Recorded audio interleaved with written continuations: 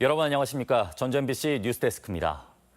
휴일인 오늘 전라북도 지역은 중국발 황사가 기승을 부리면서 도내 전역에 미세먼지 특보가 이어졌습니다. 도내 시간당 평균 미세먼지 농도는 세제곱미터당 최고 249 마이크로그램을 기록한 가운데 정읍에서는 올 들어 가장 높은 세제곱미터당 393 마이크로그램의 미세먼지가 측정되기도 해 시민들이 큰 불편과 고통을 겪었습니다.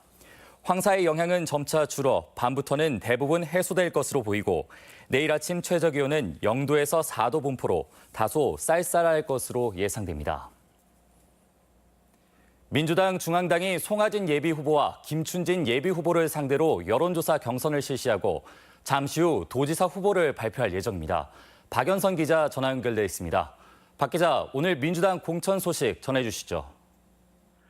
네, 민주당 중앙당이 지난 3일간 권리당원과 일반인에 대한 경선 여론조사를 실시하고 잠시 뒤 송하진, 김춘진 후보 가운데 최종 후보를 결정합니다.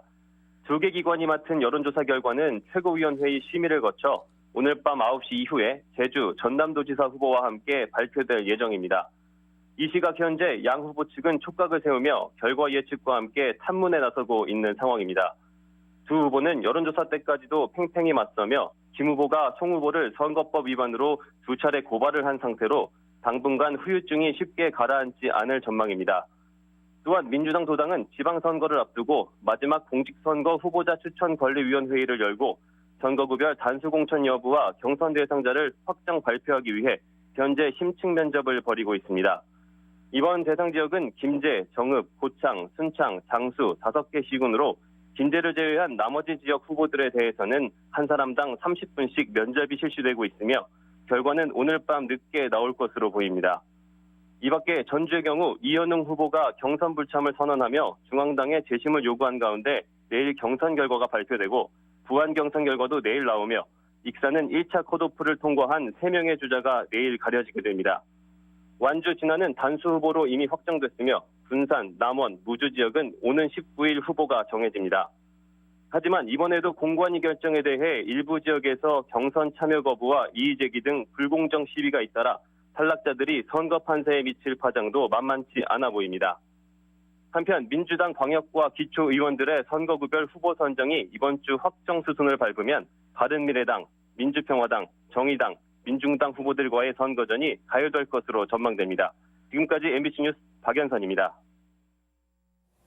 민주당이 광역의원과 기초의원 비례대표 공천 신청을 받습니다.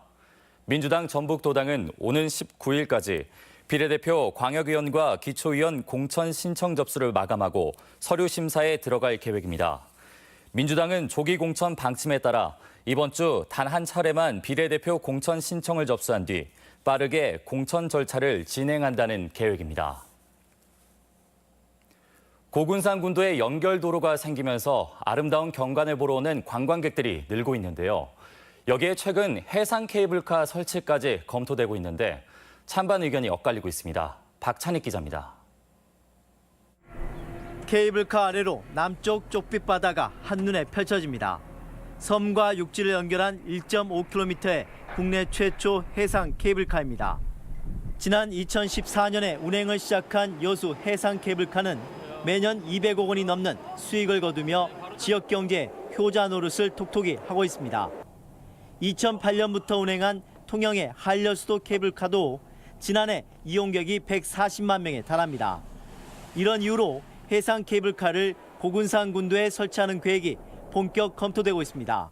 단기간 투자를 해서 많은 성과를 낼 수 있는 사업 중에 좀 관광 사업을 활성화시킬 수 있을지 연구 용역을 한 2년 전에 했습니다. 하지만 공사로 자연 경관이 훼손될 것이라는 우려 때문에 반대도 적지 않습니다. 해상 케이블카가 전국에 우후죽순처럼 생기는 것도 걸림돌입니다. 경남 사천시와 전남 모포시가 이달과 오는 9월 잇따라 해상 케이블카를 개통하고 경남 거제시와 하동군 역시 사업을 추진하고 있습니다. 결국 과열 경쟁이 불가피해 적자 운영 가능성도 제기되는 상황입니다. 주민들이 진짜 원하는지 그리고 그 내용들이 관광객들이 또 수요가 있는지 이런 부분들을 총체적으로 한번 얘기를 해보고 남이 한다고 무턱대고 따라하기보다는 찬반 양론을 충분히 고려한 신중한 접근이 필요해 보입니다. MBC 뉴스 박찬익입니다. IT 기술을 활용한 원어민 원격 화상 강의 시스템이 지원됩니다. 전북교육청은 방과 후 영어 학습인 원어민 원격 화상 강의를 이달부터 12월까지 도내 초중고 82개 교에 지원한다고 밝혔습니다.